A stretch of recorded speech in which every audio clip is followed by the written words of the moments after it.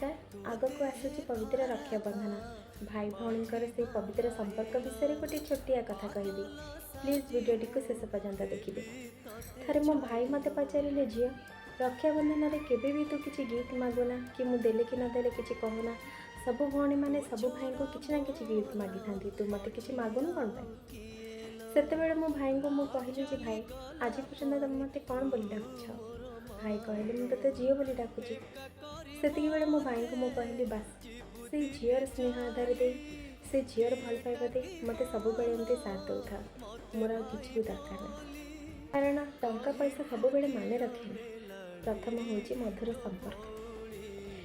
कथा या नुहे कि भाई माने सब बेले भौणी मान कथा देवे, सब सुख दुखे साथ देवाई, सब भल मंदे ढड़ा हाँपाई। आम भौणी मानकर भी किसी कर्तव्य अच्छे। भाई मान सुविधा असुविधा बुझा भल मंदे ढिया हाँ, कारण बापा माँ पर आमर जदि कहीं था ना से होती भाई। आमको स्नेह आदर देवाई, आमको भल पाइबापी।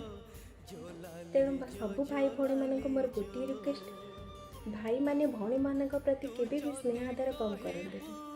आ भौणी माने भी भाई माने पाखरे था कि दूर था सब बेले शुभ मनसंत। जय जगन्नाथ। हैप्पी रक्षाबंधन।